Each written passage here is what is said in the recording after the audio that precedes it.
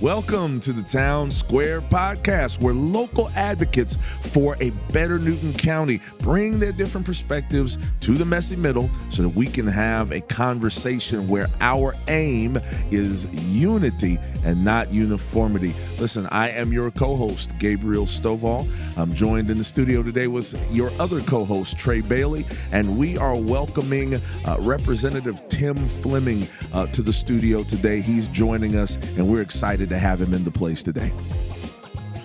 What's up? How's it going? Man?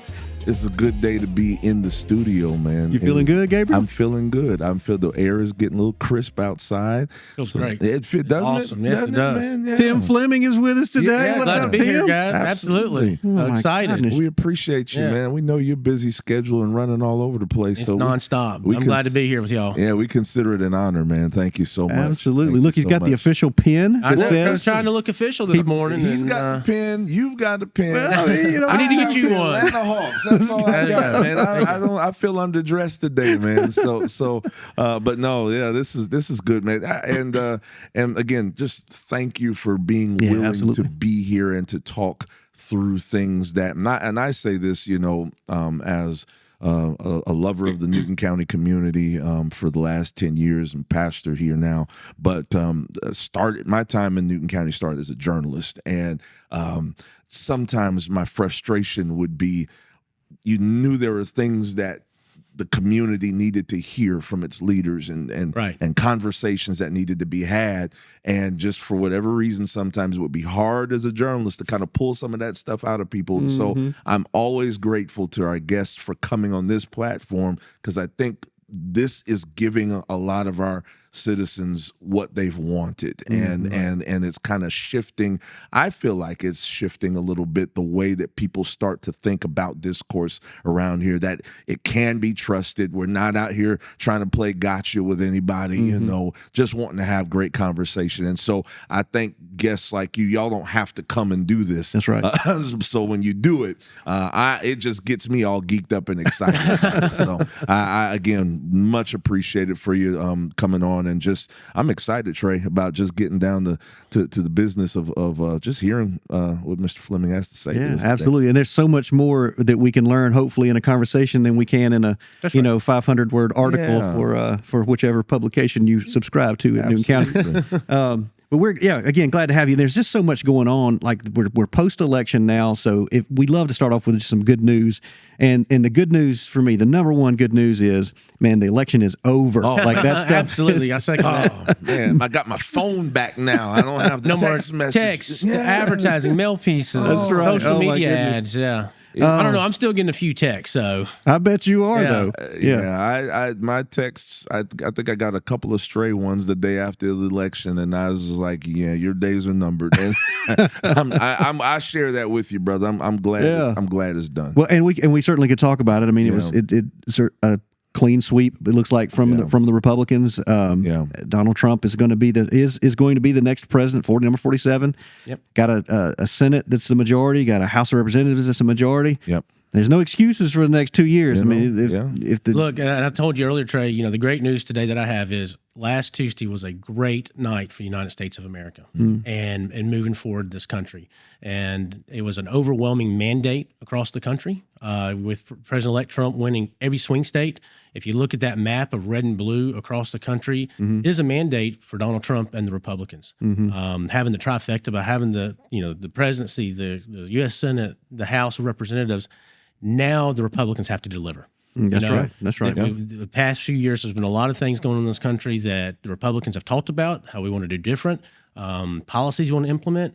Now is the time to do it. We have every branch of government, so now we've got to deliver for the American people and show the American people what policies we can put in place, why we want to put them in place, and get them enacted, and really only have 18 months to do so, because I know people don't want to hear this, but the 2026 election cycle has already started. Listen, and pretty soon they're going to be talking about 2028 and who's running for president. That's right. Yeah, it goes fast. It goes real fast. You really only have a few months kind of to, I don't know if enjoy is the right word, but to just be able to say, okay, here I am. Yeah. And then, like you said, the clock starts with every policy you enact, with every decision you make, the clock starts, and it gives the other side fodder, you know, to base their campaign on. So it's going to be an interesting next couple of years. Like you said, you know, it's there now, and everything that needed to have happen for Republicans to do what they say they want to do is in place. That's right. And so we'll see how it works, man. And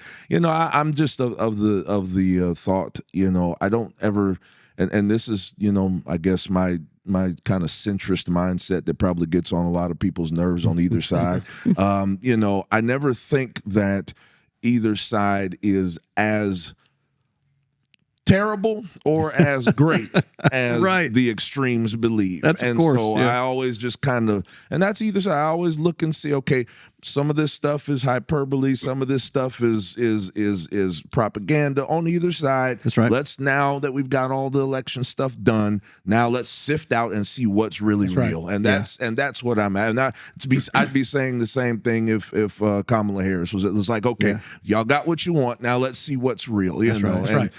And at the end of the day, it's supposed to be about the American people. And I hope we can get back to some more, I guess, congenial ways of dealing with each other in that regard. So, I was, you know, I can pontificate about this all day too, but we did see at least the working class America seemed to have really swung red, and I think this is a great opportunity. Like if I could speak into the Democratic Party for have any kind of credence there, but to say, man, now is really a time to go, okay, what are we about, right? Like let's get a focus and say, what are we about? Yeah. And if it is the working class America, and if Republicans just kind of captured that base, now is maybe the time for Democrats to move a little bit, the majority of the party to move towards, let's all play together, right? Like, and that Republicans would need to also move towards that as well. Right. But let's play together in this messy middle that we like to talk about all the time, and not go, because if you just think about defeating whatever you know, if you see the other person as the enemy, whoever it is, and you want to defeat them, then you may go further in the direction that kind of get in your echo chamber and rally those troops. Right.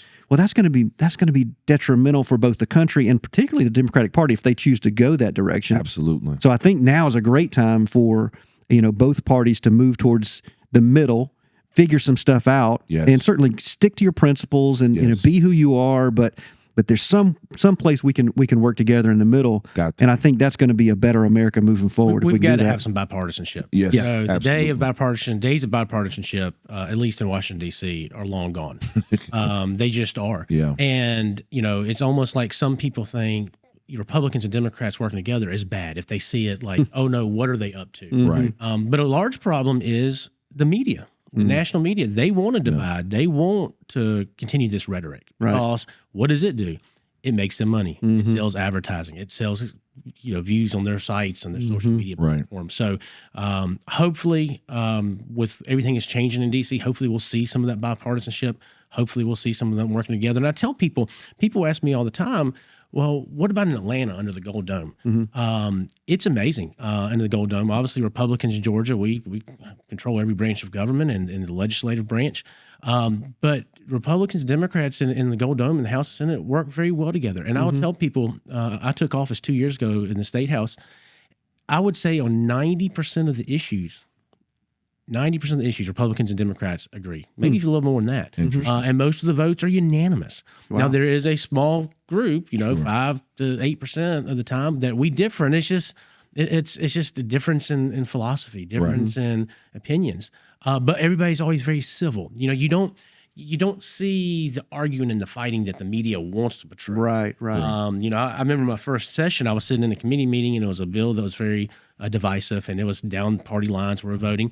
But it was a very civil, cordial conversation, a debate, which is what we're supposed to do. That's what the system was founded on, is having that debate. Right. But the next day I read the AJC, and they made it out to be, it was a bombastic hearing on this bill, and it was this and that. It was nothing like that. And it's just amazing how outside influence what it can do to the process. Yeah, because no one's watching that, but the paper's watching it. Like citizens aren't watching it, the paper's watching it. They tell the story, and your firsthand experience is like, that wasn't what happened. Yeah. But we read the paper and go, oh, that's what happened. It was a mess up there. And it stokes it and feeds the fire unnecessarily. Yeah. Well, you've been in the field, right? Like, this is your world. Well, and honestly, I do I do take some issues with some folks in my industry, especially kind of like, say, the more mainstream media. I call them the alphabet soup networks. Some of the larger,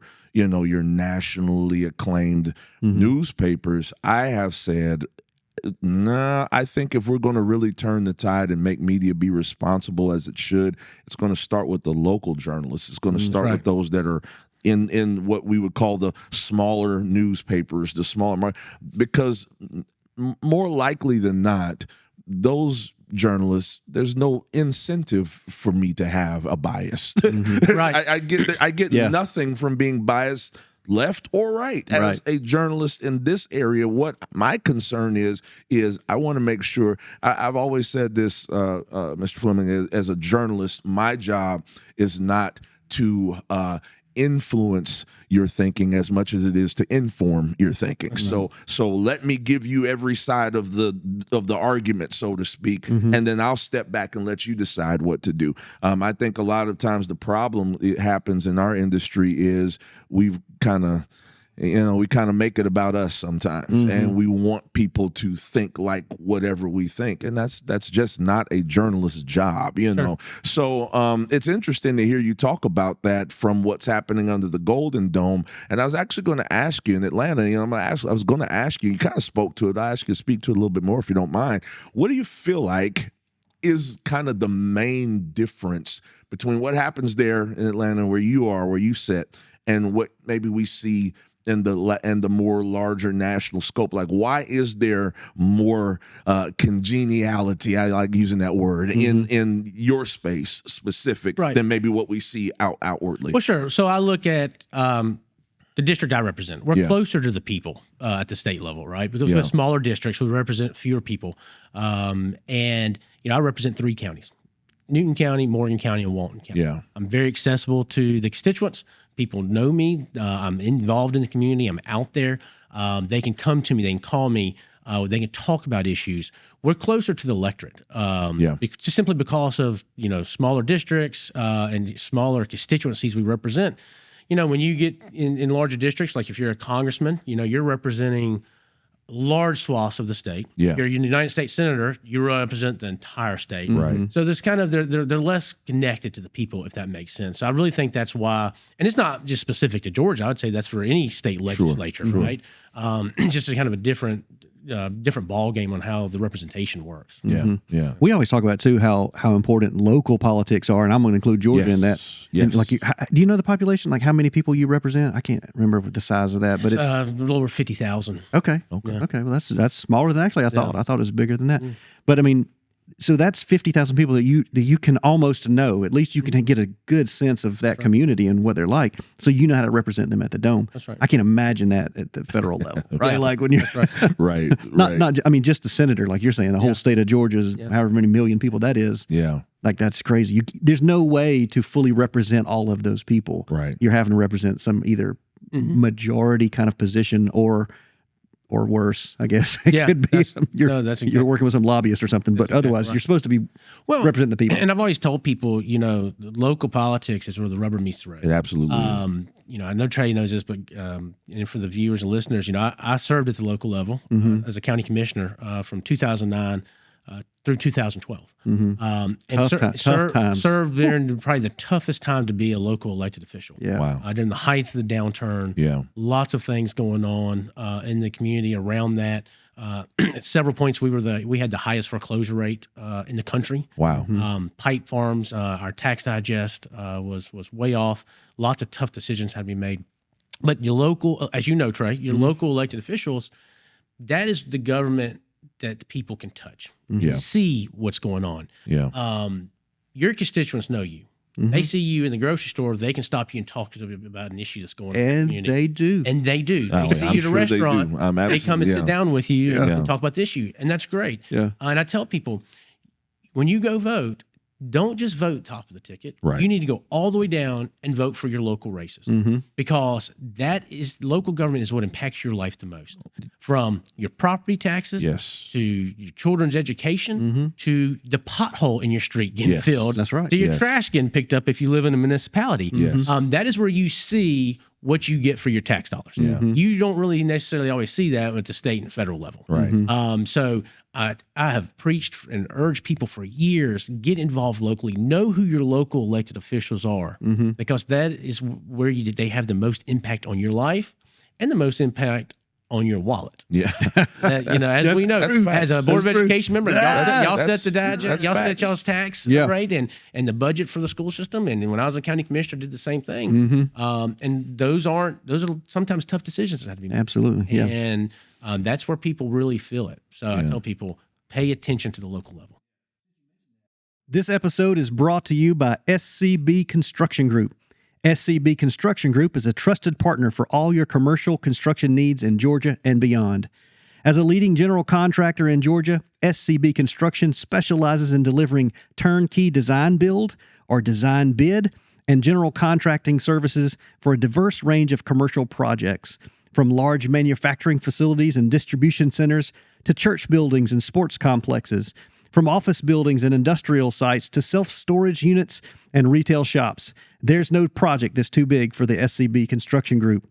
SCB Construction Group is locally owned and operated. They're capable, credible, client-first, creative, and community-minded.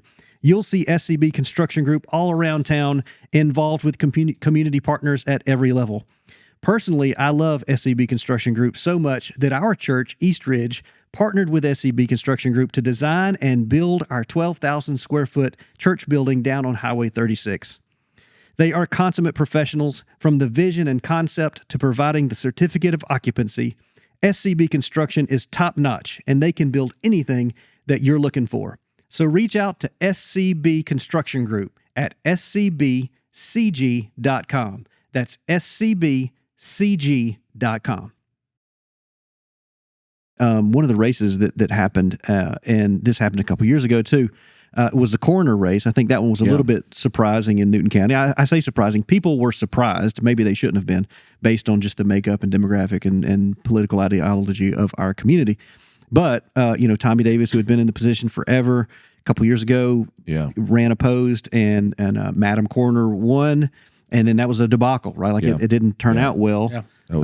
And so then he got reinstated, and then now he ran again, and Miss Kimberly Griggs defeated him pretty, what was it, 53-47? I know it was pretty close. It was 347. 53-47. It wasn't a landslide. It was definitely, contested, but. And super nice person. Like Miss Griggs is a wonderful person. I just, she works in the funeral home industry. So, there's hope that this will be a fine selection, and the people have spoken. So I'm just, again, we've been through this one time before, top of the ticket type thing. Look, I don't know the ins and outs of it, but it's just, I don't know Miss Griggs. I've met her once. Seems like a really nice lady. I wish her the best. We need her to be successful. We need her to succeed. Yeah. We do not need a situation that happened last time. That's really puts a black eye on our community and our county. Look, know Tommy Davis very well. He's a good friend. I supported him, voted for him, but I think it shows where our county is, where the electorate is. But it also shows you, if you look at other numbers for countywide races, there's a lot of crossover vote. That's right. On both sides going on. Vice President Harris, I think, won the county with 57%.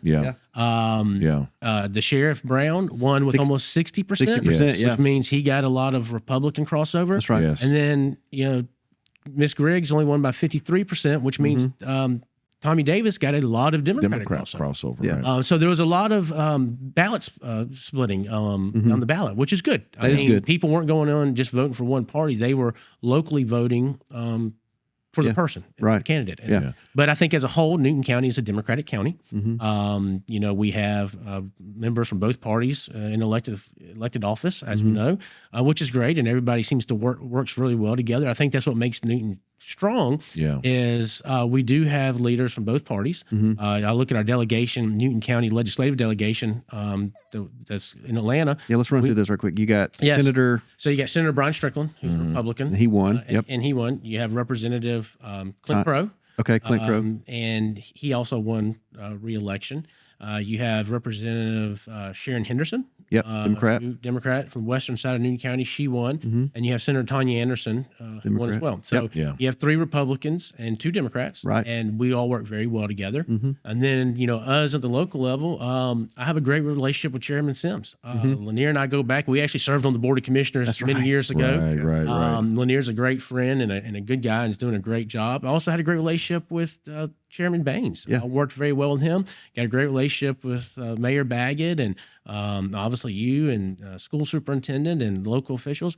And so we work good together. I feel like all the local officials know they can come to us with stuff that they need in Atlanta. Right. I know you've reached out to me over the past several years with whether it was budget issues in the state budget or pieces of legislation. Let me know your personal opinion, but also y'all stance as a school board. Yeah. And as a legislator in Atlanta, we need that. I tell my local elected officials, we have lots of pieces of legislation every year, thousands of pieces of legislation that is dropped. And, so if we don't hear from our local elected officials, there might be some things we missed that might be something we think small, but is huge to y'all. Right. So it's very important for us to have that great relationship. And we have I think we have that great relationship of working together. And I have that with all my counties that I represent, quite frankly. It's really nice. And it's great to have, because I look at some of my colleagues in Atlanta that don't have necessarily those relationships with their communities or their local elected officials, or they're always butting heads. And that just makes it really hard, because we're all in this together as a community.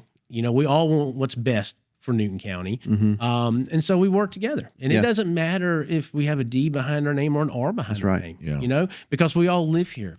Just like you, I've lived here my whole life. I'm raising my family here. I'm running small businesses here. So I love Newton County. As Lanier Sims said, one of the events a few weeks ago, he said, Tim's one of the #1 cheerleaders for Newton County. Well, I wear that proudly, because I love Newton County. I've lived here my whole life, and I plan on living here the rest of my life. And so I want what's best for this community, no matter who I have to work with. Absolutely. I'll tell you part of that process, or just a quick little insight into it, because, on our board, we were talking about school security, like the security, and it wasn't a line item in the budget at the state level for a long time. And we were at Townhouse Cafe. One of our favorite places. Love it. All the good meetings in town happen. That's right. Shout out. And so we were having that meeting, and I was commending, first of all, the governor and the legislation for they had given like a lump sum to every school system to help with security. And I was like, man, we could really use a line item in the budget, right? This is what our board was saying. Right. I was able to tell my representative over, a great sloppy hamburger, And then I think, not that changed the thing, made legislation happen, but at least it was somebody saying, hey, this is something that the local school board's looking for, the local community's looking for, and you're able to take it up, up to the chain and go through the right committees. And we got it in a line item. And it's a line item. So I think this was the 5th year that we gave the grant money per school. Help me out. Is it 45,000? 50,000 one time, per school. And the good thing about it, that's not per school district. Right. That is per school. Per school. And that is per building. Huge. That's good. Per building. Maybe some of your bigger systems in Metro Atlanta, that's not a lot of money. But for a Newton County, Morgan County, a Walton County, and some of these smaller counties that don't have the money, that is huge. And you can do a lot with that. And if we were able to keep that money flowing every year for school systems to build on, it's crucial and it's critical. And in the times we're in and what we've seen over the years across this country, we have to do everything we can to protect our schools and protect the children. Yeah, absolutely. Trey, to that point though, man, I think too, I don't know why I do this, but I always try to liken everything to pastoring. And sometimes I think with regard to what you do, Mr. Fleming, you make that great point, Trey. I don't think the average person, when they think about local politics, feels like I can actually reach out to my representative, my senator, my whoever, and sit down and chat with them, or maybe have a phone call where I can receive a response back. And it's kind of like, because they don't think you can, they don't. And so they create the mindset that, oh, they're aloof, they're over there, they don't care about me. And it's kind of like pastoring, because like I've had many moments where somebody will reach out to me and say, well, my mother was in the hospital. How come you didn't come? I said, because I didn't know. That's right. You didn't. Nobody reached out to me and told me. I think people assume that when you're in these kinds of positions, you just automatically know everything that's happening amongst your constituency, and you don't. And it does help to have people come and talk and say, here's what's going on, because I know for me, just in my little sphere of leadership over here, I tell my leaders all the time, you're my eyes and ears. I need you to say things to me so that I can be able to, you're going to inform me of some blind spots that I may not have even known I had. Right. And I imagine that's probably how you feel when you have constituency coming and talking with you and sharing with you. Oh, that's exactly right. I love it when the constituents call me. I love it when I hear from the constituents, local elected officials, whoever, because it helps me stay, connected to the community and know what's going on in the community, but also know what's on their minds and their hearts. Like I said earlier, there's a lot of things we address every year during our legislative session from January through March, a lot of pieces of legislation, and we need to hear from our constituents. We need to hear from community leaders what's important, because take, for instance, the state budget. The state budget is probably the most we focus on every year. I mean, it is the only thing constitutionally we have to do every session. There's only one piece of legislation we have to pass, and that is a state budget. And citizens might be better off if that is the only thing we pass, not the other pieces of legislation we do, because that's where we seem to mess things up sometimes. Right. But that is important, and there's a lot of stuff in that budget that is important to different constituencies and different communities. So it is very critical and important we hear from the people. And I think you're right. There's a lot of times people think that they can't reach out to us as an elected official, whether it is a state representative or a school board member, or they feel intimidated about reaching out or nervous. No, I mean, you should. That's what we're here for. I tell people, I'm a one-man band here. It's me. I don't have a staff. I don't, it's me. So get to me, whether you email me, text me, call me, it's coming to me. And I love hearing from our constituents. I love it. You talked about, you kind of touched on some of this, but you're back, you're serving a trio of counties here, part of District 114. And, what would you say is kind of like a day in the life of what you do? Like, there's a lot of, because there's a lot of people out there, they've heard of a state representative, they've heard of your name perhaps, but have absolutely no clue what that literally means. So walk us through, what kind of does your space and what you do look like on a day-to-day basis? So to start with, there's 180 state representatives in the state. 180 districts broke down. And in the state Senate, there's 56 senators, 56 Senate districts. So their districts are a little larger. They represent a few more counties and more precincts. Being a state legislator is a part-time job. It's considered part-time, but it's full-time. I view my role as, we are really the liaison from the local level to the state level. So we are there to represent our communities, our counties, our local governments and their interest. So we're only in legislative session from January through usually the end of March, maybe 1st of April. So in the Constitution, we're only allowed to be in session 40 days every year. So we have to get a lot of stuff done in 40 days. Now, that's not 40 consecutive days. Lots of times we'll be in session 3 or 4 days a week, then have committee days to do hearings on legislation, to work on the budget. So when we're in session, January through March, we're up there in committee hearings, we're voting, we're getting stuff done. But the rest of the year, we're still representing the people. There's still constituent issues, constituents calling with issues they might have with a state agency, whether it's with health care or veterans affairs or public safety. They come to us to help get assistance from different agencies. My local governments come to me with assistance they might need from the state government, like, the county commissioners have issues with Department of Transportation. There might be a road project that we need to push. There might be a paving project we need to push. Economic development. Right. So full time all year, we're working on issues that are going on, and working with state agencies to help bring things and resources that our communities need here at the local level. And then I'm guessing you're doing stuff like this. Well, yeah. And you're So good going point. to Rotary and Kiwanis. So it's not just that. Lions You're going to speak to neighborhood associations, civic groups, governmental meetings that you're having, lots of other events. I mean, there's a lot of events I'm invited to every week. I try to get to most of them as I can.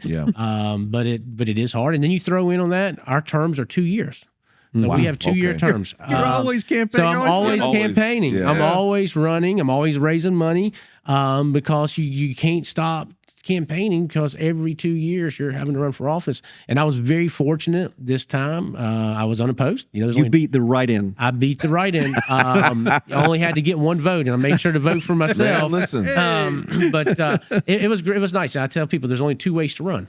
That is, you run scared or you run unopposed. It was nice running. It was nice running unopposed this time because I was able to help other candidates across the state, other colleagues that were in some tough races.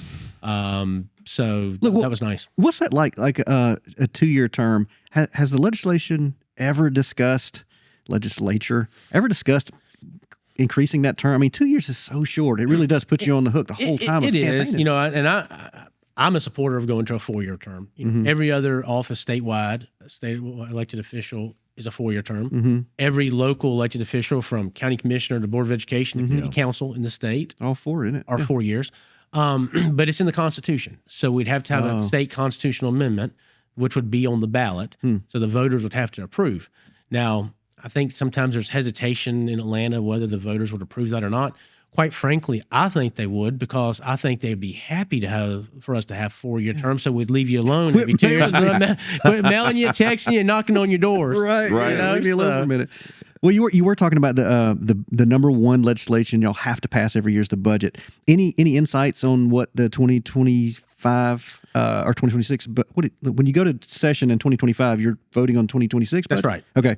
So any insights on that, or maybe any legislation that you could talk about? Sure. Well, I think when you look at the budget, we have been very blessed in Georgia for many, many years. Because unlike Washington, D.C., Washington, D.C. spends money they don't have. Right. Yeah.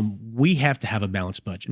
So we have got to balance that budget every session before we leave on day 40. We've been very blessed the past few years with a lot of resources, a lot of money that's come in. We've been able to do a lot of good things with, a lot of surplus. But I think that's slowing down a little. Just for if you look where the economy has been the past year, state revenues have dropped several months this year.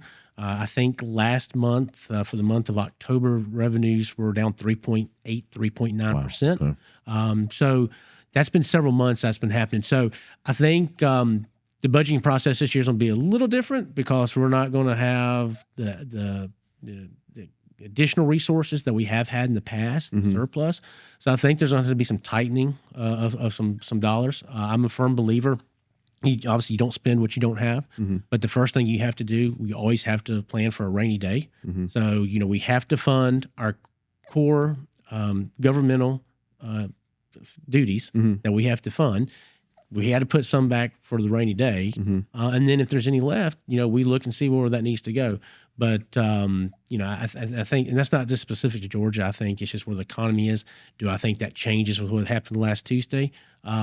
Yeah, I think it does, but it'll be months before we see that. Right. It'll be months before we see that in the revenues as well. Right. Because I think people have just been really uneasy where we were heading as a country, where we're heading with the economy.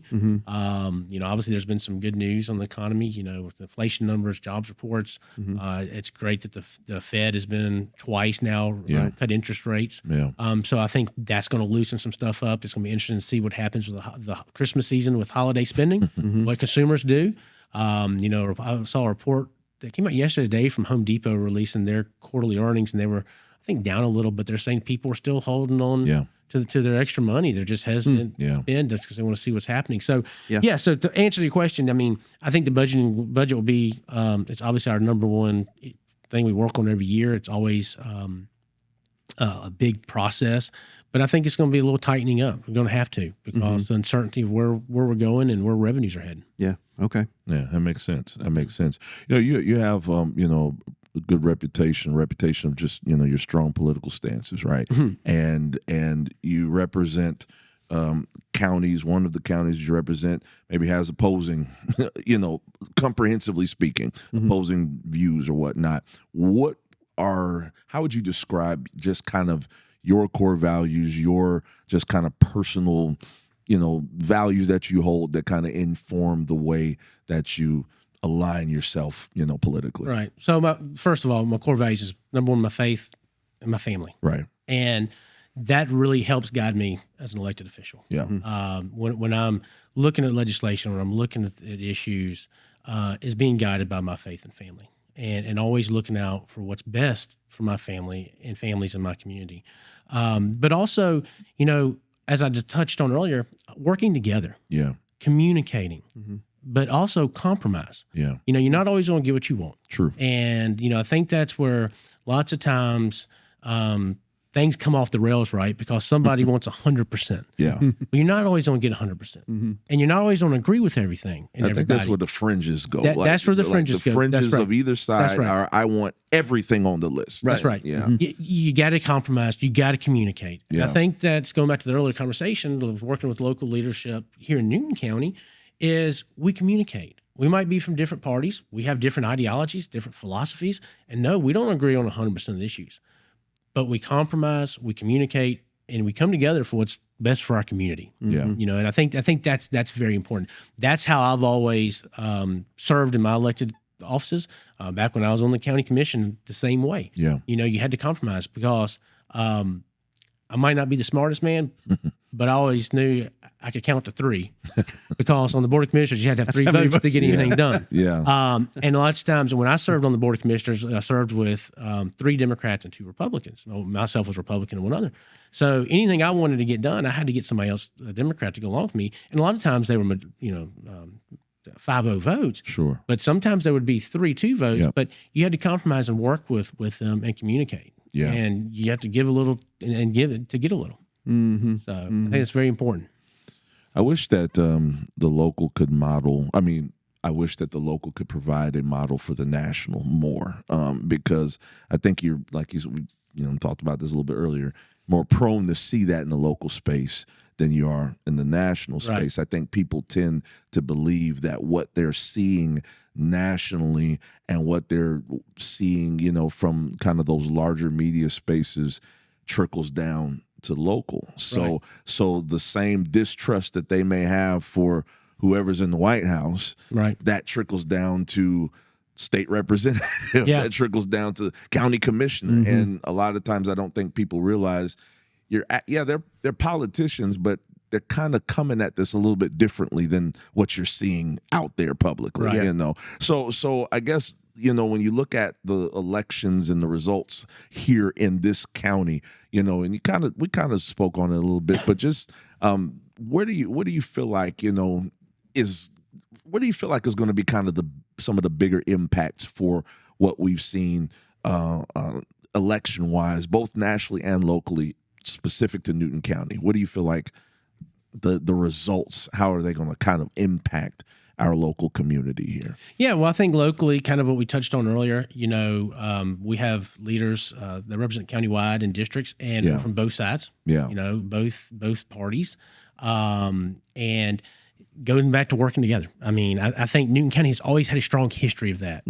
Even when the county kind of in 2008 kind of went from being a predominant Republican ruby red county here in East Georgia to went to kind of a swing county to now we're a blue county. But we have Democrats and we have Republicans. And I think what we've learned over the years is we've got to communicate. We've got to work together, which I think we've done a great job. Because look, I look at some areas where none of them work together, and they're all controlled by the same party, or whether it's R or D, and they're all fighting. They're not making progress.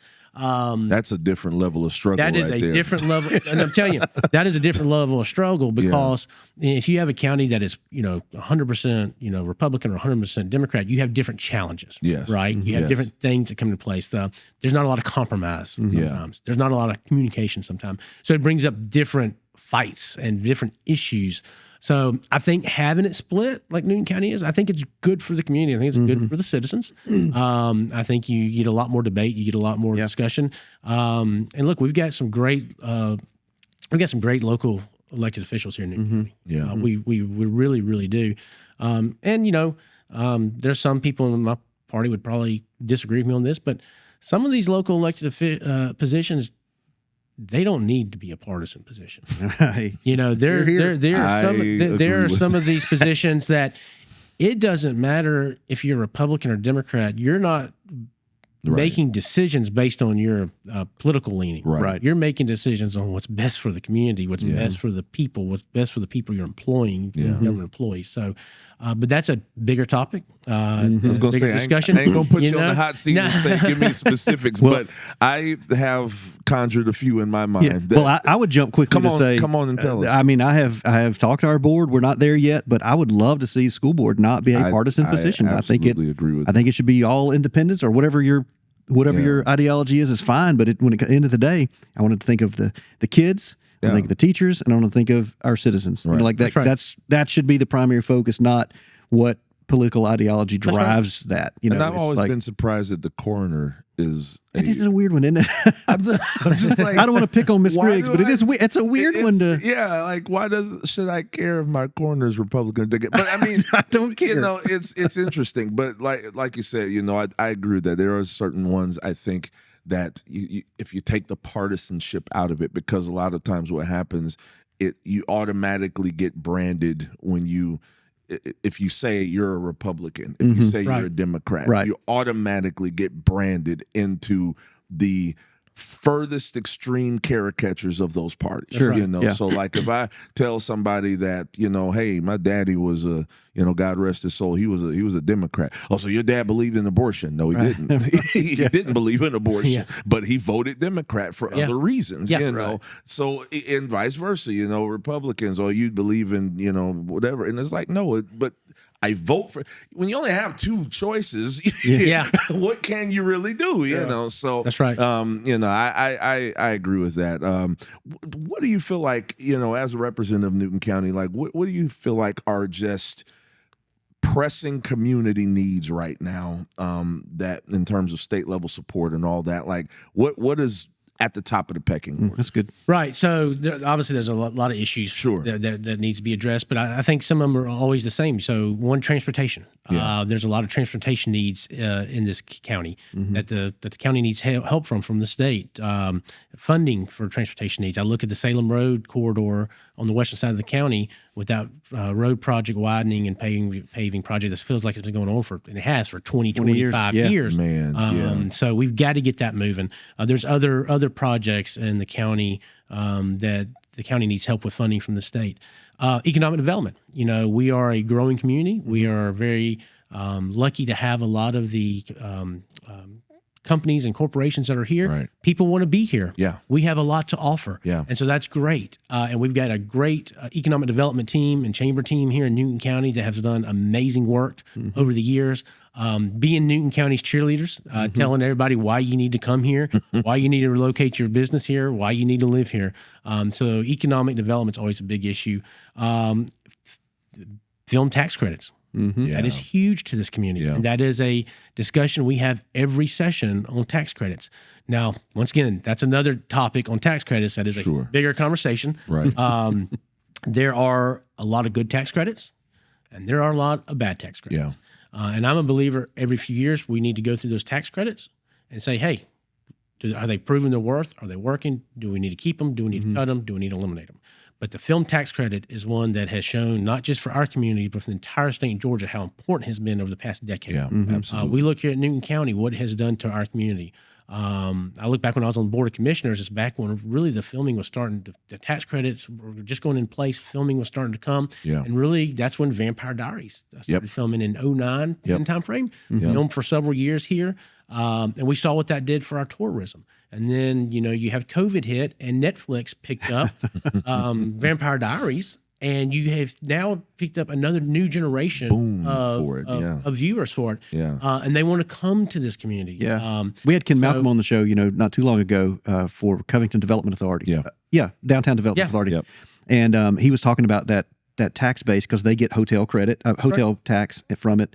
And he was just talking about the ways in which they could spend it. It was fascinating just to see that there's only 3 buckets and 3 ways they can spend it, but how it really does draw more people. Like those dollars help it some infrastructure stuff, but also really help bring more people to the community, keep the revenue coming in, and help local businesses. It was fascinating. Yeah, how many people? So, these movies and these TV shows, they want to come to Georgia because it is a great environment for them. Right. They love Georgia.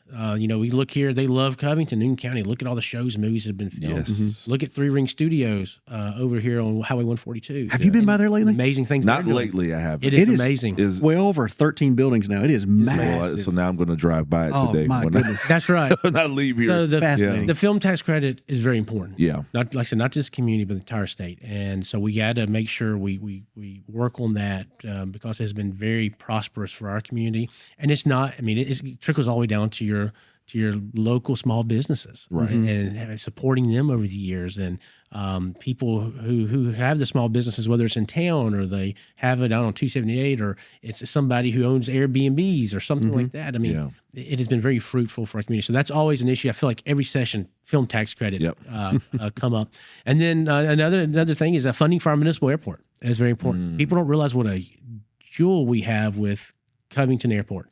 It is a great airport. It's a great asset for this community. I was out there a few months ago at a program they're having, and I was amazed by the number of flights we have come in every day.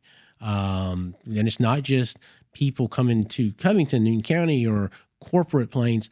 It's the whole region. Right. I mean, people are coming into Covington Airport, so that is a very big asset for us. And it's an asset when you're talking about economic development and you're trying to court a company to come to Newton County.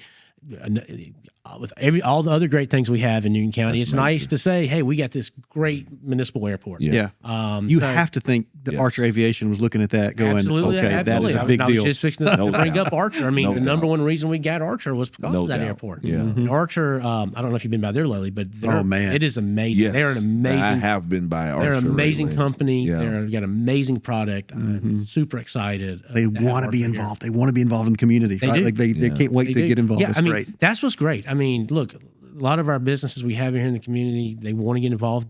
There's some that get involved more than others, but it's great when you have a company coming in like Archer that wants to jump in feet first, be engaged with the community, be involved, and be a part of the community. And that's what's important, is being a part of the community. Yeah. I've met several of those Archer people. They're great. They're excited to be here. That's what's really neat, is when the people coming in from other states, they're excited to come because they're excited what's going on here in our community. Yeah, absolutely. And look, Archer is going to be a great asset to the community. So, those are some of the key issues, that kind of need to be focused on, but that's kind of every year, right? That's important to this community. I got to ask you this.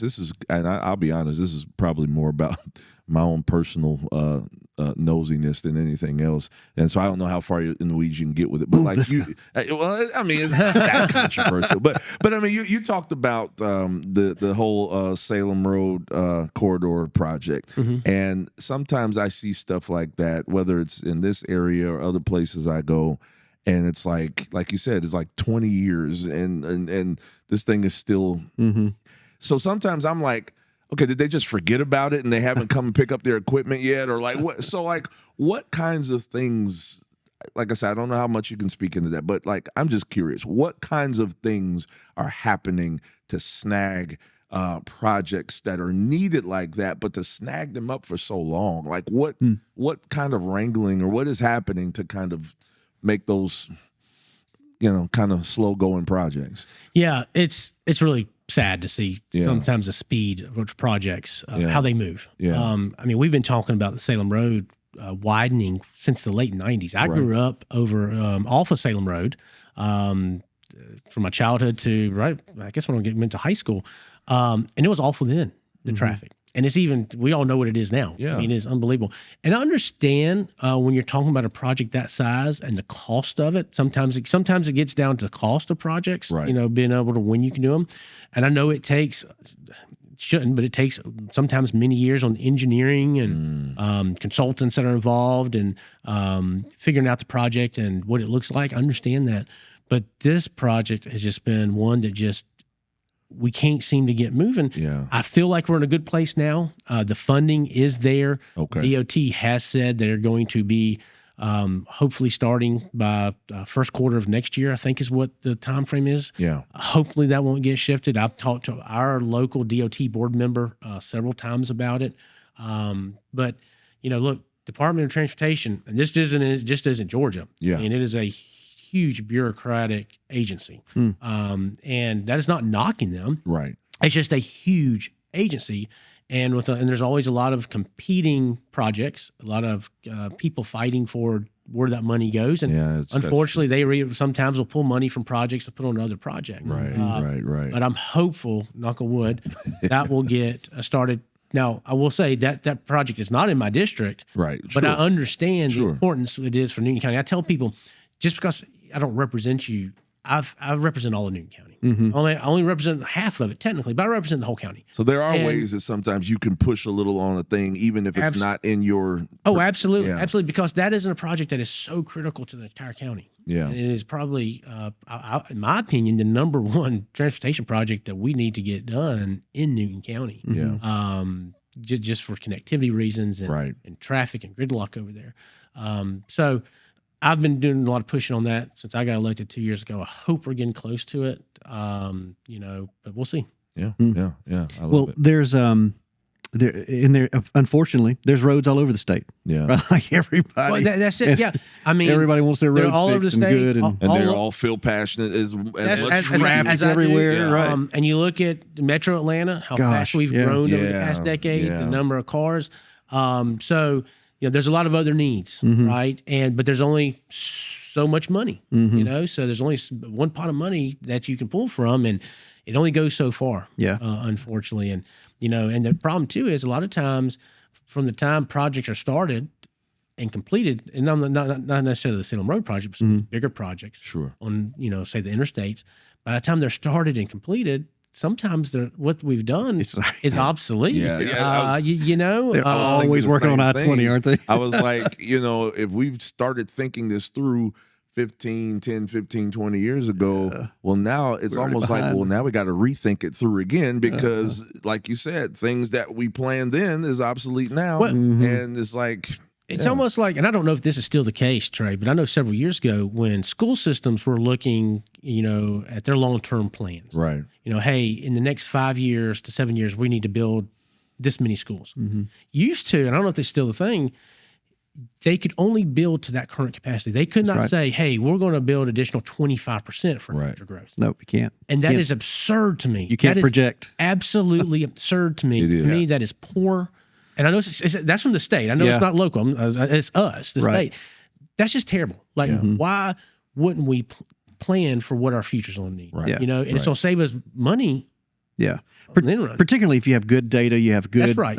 you know, good projections. It's not like we're just willy nilly going, oh, how about, you know, south of the Jackson Lake, we're going to build a giant school down there. For no reason. No, y'all we done got, your got homework. close, but Yeah, yeah, Yeah, but yeah, still. yeah. But yeah, you go look. Where's the growth and how do we get there? That's The same, you know, DOT I think should be probably looking at it the same way. DOT and should going, be the same way. Look, there's a lot of governmental agencies that should Right, yeah. that should be doing that. Yeah. And but we can't get funding. Like Yeah. school cannot get funding until the butts are in the seat, right? Wow. When we can count them, then we can get the funding, and that's why you see trailers outside of school sometimes. That's Is because wild. or mobile modular classrooms.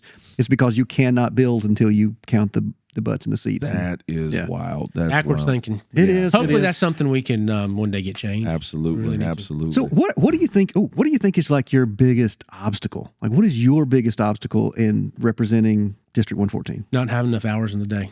You just need more time. Need huh? more time. I can see that. I mean, need more time. I mean, there's a lot of great things going on in this community and through my entire district. Yeah. Just I feel like there's not enough time to get everywhere you need to get and get to everybody you need Yeah. to. You know, look, as y'all know, as y'all seen, I'm very passionate about this job. I'm very passionate Yeah. about this community. and there's a lot of good things going on, and I want to be there to help. I want to be there to foster. Sure. So, but you, like being a native of Newton County and a lifelong resident, but yet you still represent all of Morgan, right? All of Morgan. And then part of Walton. And South Walton. South Walton. South Walton. So what do you think? Like, are there huge discrepancies in the demographic there, or is it pretty much we're all the same people? It's pretty much all the same. I mean, the interest of East Newton is very much in line with Morgan County and South Walton. Okay. You just look at it, East Newton, Morgan, and South Walton, still very rural communities, agricultural communities, small communities, very connected. A lot of have not experienced a lot of growth, so a lot of generational, families that have been there for generations are still there. Yeah. So there's a lot of the same thinking, like the same like-mindedness, if you will. Okay. And I know some of those I don't want to blanket them, but I know Morgan is they're not really looking to grow a whole lot either, right? Like they're kind of a little bit more of, yeah, we're good, we like how we are. And then Newton County, I like to say we identify as like two different groups of people. A lot of the times we have like an identity that says, hey, we want more and we want, better infrastructure and a little bit more density in these places. And then a whole nother segment, and probably a lot of who you represent, who go, yeah, no, not really. I don't really want any of that in my backyard. The NIMBYs, not in my backyard. Yeah. But, well, so that's you represent really kind of just half of that group, but you got to work. It can be challenging. Yeah, you got to work. I tell with people when they ask me this question, I feel like in Newton County, if we were go back 25 years ago, you would have that. Hey, not in my backyard. I don't want this growth. I don't want this development. I think we have, over the past 2 decades, with the growth we have experienced, I think we have learned a lot from it. Yeah. There's been a lot of challenges from it. So I think we're more, in Newton County, more okay with growth. That makes sense. Planned growth, right? Thoughtful growth is what we need. I think like some of the other communities I represent, I think there's people that want no growth. They want nothing, absolutely nothing. And that's unrealistic. I mean, we've seen in Newton County, you have to plan for the future. Right. You have to plan for growth. Growth is happening. Right. It's going to come. Particularly on that I-20 corridor. Look, I mean, if you look at Metro Atlanta, where growth has gone, 85 South North, 75 South North, I-20 East is where it's coming. Yes. And it is not stopping at the county lines. Right. In the next few decades, it's going to go all the way out to Lake Country. Yeah. In the Lake Country, those counties are begging for it. They want the growth. But if you just jump up and down and say, no, no, no, you can do that, but it's eventually going to catch up with you and roll over you. Yep. And you're going to be like we were in Newton County a decade ago, looking back saying, what just happened? Right. We didn't plan. Now, part of the issue in Newton County back in the early 2000s, late 90s, it came so fast. Yeah. There wasn't a lot of time to plan for infrastructure, for schools, for how we're going to do it. Right. But I tell people all the time, you need to plan for your future, and you never stop planning. Like us in Newton County, we've experienced that boom. We've experienced a huge population growth over the past 2 decades. We're going to continue to grow, so we have to continue to plan. Failure to plan is doing your citizens a huge disservice. Right. Yeah, absolutely. And just saying we're shutting the gate, well, that's not happening. Right. That ain't going to happen. That's definitely not going to happen. It's coming either way. So if we can plan for it, the more we can plan for it, rather, the better we're going to have. And planning for growth doesn't mean, having thousands of people come to your bank. Right. Planning for growth is planning how you want your community, your county to look like in the future. You're actually setting the narrative when you take the initiative to let's control it. Let's get ahead of it. That's right. Instead of allowing it to happen to us. And now we've got to respond. You put policies in place. You put zoning ordinances in place that dictate what you want. Right. So, if you're a community that doesn't want any apartments or townhomes, all right, well, you write your ordinances where they can't come here. Right. Or at least we put them in the right places. Put them in the right where it makes the most sense. I think we're seeing in Covington the impact of apartments and townhomes. You got to have them. The housing needs that you need, but you can get oversaturated. Sure, and that's not a good sign. And then you have such a fast growth. What do you do for infrastructure? What do you do for public safety? What do you do for school? Yeah. I know they're building some apartments, I think, right in front of the Newton High School entrance. Yes, they are. I don't think people are happy about that. Like, it's just interesting. Like, you're putting that over there in an area, and look, this is the county commissioners, but you have a 2-lane road. Yeah. You have a high school. Yeah. thousands of Yes. 2,500 kids going in and out there every day. You got a major corridor there with Kroll Road connecting two parts of the county. I can't even imagine what the traffic count on that road is. It's ridiculous. And then Brown I don't know Bridge how is- many units that's going to be, but that's going to be devastation for that area. Yeah. And I don't know how we ever keep up with it. That's wild. And a lot of those things get zoned and put into place, years before the impact comes, right? And they just take advantage of it in the here and now. Yeah. I will say what it seems like, and this may be controversial take, a little hot take here, but the town center area where the Publix is and all that, man, they put in at least the infrastructure. Like the roads they were widened, all that ready to go prior to all that development coming in, which seemed ridiculous at the time. It's like, man, all these lanes out here by this cow pasture, you know, and then you got Publix come in, then you got all these apartments and hotels and stuff come in. You're like, oh man, we needed these roads, right? Like it needed to be here. So that feels like at least planned well, whoever did all that work back in those days. And then I know IDA is bringing a lot of the industry in. The town center was very well planned. And but it's absurd the city approved that many right there on top of each other. Right there on top of each other between the apartments and the townhomes. I mean, that should have never happened. I'm not saying there shouldn't have been some some development multifamily development there, but the number of units that they approved years ago, and this wasn't recent, this was years ago. Yeah, shame on them. Yeah, I mean, literally. I mean, with the amount of services we're going to have out there. Public safety, once again, education, right? Yeah, and it's all packed in that one area. Yeah, I mean, and then on top of that, you have all the commercial development, which is great. We need it. We need the Publix. We need the restaurants. All that traffic. I can't imagine over the next 5 years getting in and out of there, and then you put all of the residents that are there. Yeah. I don't know what the city was thinking at that. That's going to be wild. That's going to be wild. Now they have new problems to work through. Exactly. Yeah, that's right. Exactly. Absolutely. And I think the city is starting to see some past decisions are catching up with it. Yeah. Because it's bringing challenges, bringing difficulties. Yeah. And which hopefully causes you to go, all right, now let's plan ahead now. Yes. So now as these type of projects come, they can say, hey, let's not repeat history. Let's look at what happened what's going on now because of our ill decisions years ago. Well, we had Mayor Fleta Baggett on. I know y'all are friends and all, but she was on the other day and she was saying, I'm doing the most unsexy thing you could imagine. Working on sewer, working on water lines. She's doing the infrastructure that's needed because if you put all this stuff in here on the current systems, that's the truth. We're begging for problems, right? Like you're going to have begging more of that. Problems, and you never catch up. Yeah. Right. Because, you never catch up because there are so many problems. And then funding, having to pay for this as a local government. You can't just go out and keep raising taxes. You can't go out and keep raising your fees. Right. Because then you don't have other issues to deal with on that. You gotta balance that. And I know from serving at the local level, it's hard sometimes to balance, but that's where they've got to get control of this, or they're never going to be able to catch up. Yeah. Well, what else on the state level? What's happening on the state level we need to know about? Anything coming that would... Look, it's been quiet the past few days because the election's over. Yeah. So that's Everybody's nice. taking a breath. We're heading into the Christmas season, so hopefully people can rest and relax. But I tell people, one election's over, the next election is starting in 2026. In Georgia, we will have a governor's race next time, be elected a new governor. Yeah. Governor Kemp is term limited. 2026. 2026. You'll have all your statewide constitutional officers will be up for re-election. Are you running for governor? No.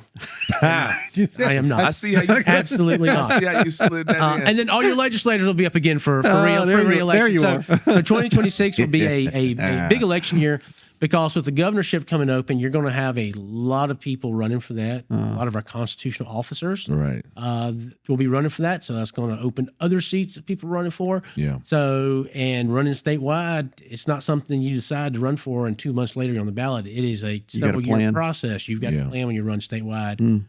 As you know, just running a small district, I mean, the months of work you got to do running that. So we put up signs together during the last season. We were did you? Oh yeah. Look, you think like somebody goes put those signs out? No, it's these two guys with a post, post hole diggers and ground rebar, roots, baby. Ground roots. Man, and we were putting them up during the time we had no rain. So that ground was hard, and it was tough. It was tough. Yeah. You go into the filling station, you knock on the door. Hey man, remember me? Can we might have put a sign up? I think 2 years ago, I think we put up big signs. I say big signs, 4x4s, and I had a few 4x8s. Mm-hmm. I want to say we had right at 100 of them. We had them, but I had 3 counties I had to cover, so you had to have a lot of signs and yard signs. You lost a bunch of weight doing all that work. I know, right? It's a work between putting signs out and walking door to door, because we knocked on almost 10,000 doors 2 years ago. Wow. Going, I've always been a believer. You're going to go straight to the voter. Yep. Talk to them. Let them see, touch you. That you're coming and the personal touch of asking for their vote. Yep. Mm-hmm. Yes. That means a lot. I can't tell you how many people when I was going door to door said, Tim, thank you for coming. Nobody's ever knocked on my door. Mm-hmm. And some would say, I don't know you, but I'm voting for you because you took the time to do that. Just because you came and they get to know you and see who they're voting for. Yeah. So that's really good. So any peek into the future for Tim Fleming? Like, are you knocking on doors asking him for a different kind of vote anytime soon? Look, I am honored to have been reelected to House District 114. It is an honor to serve the people of this district under the Gold Dome. I will be sworn in again on the second Monday in January to serve another 2-year term. So I am focused on that. I'm focused on serving Newton, Walton, and Morgan counties in the next 2 years. He's professional, isn't he? Boy, that's solid gold. Come on, man. Answer right there, man. I love it. I love it. I love it. I love it. But would you consider if something bigger? You trying to get the man in trouble now. The guy's great at what he does. I'm just saying. I would love to see. I'd never say no to anything. Okay. You're always thinking, but a lot can happen. 2 years is a long time in life. Yeah. 2 days is a long time in politics. Yeah. So you never know what's going to happen. That's very true. Well, we've both gotten more gray since the last time we That's right. put signs up. That's right. Well, listen, it's great being with you again. Like I said, thank you so much for being here. Just kind of wrapping up, tell us, you said earlier how much you love to hear from your constituents, how much you love to hear from the folks you represent. Tell our folks, tell our listeners, tell our viewers now. Yeah, that's great. All right. Hey, viewers, tell them how they can reach out to you, how they can connect to you. Real simple. My website, votetimfleming.com, has all my contact information on it, has my social media links. You can go there, votetimfleming.com. That's the best way to get in touch with me, whether it has my cell phone number, my email, social media, all that good stuff. Fantastic. All right, man, that's good stuff. Well, we do appreciate you being here. No, thanks, guys. I appreciate it. I've enjoyed this. This has been great and great discussion. And this is a great way to get messaging out and where we're at as elected officials. So thank you for what y'all are doing. Hey, thanks for listening and watching to the Town Square Podcast. We are so glad you joined us today. We had a great conversation with Representative Tim Fleming. Gabriel and I just loved that. Very educational. A lot of stuff packed in there. All right. If you're enjoying the podcast, make sure you like, subscribe, share, do all those things. Leave us a 5-star rating on Apple Podcasts or Spotify, and now even on YouTube. So go ahead and do all that stuff. Let us know if you're liking the podcast. There's also so many other things on our website. So if you go to thetownsquarepodcast.com, you'll see all of our older episodes. We've got 20 other episodes banked in there. You definitely want to go check those out. You can leave us an email at thetownsquarepodcast@gmail.com. So a lot to remember, but man, we want you to go check those places out. We hope to bring you some more video content soon, so be on the lookout for that. And always, always, always, unity over uniformity. Thanks a lot for joining us. Can't wait to see you next time.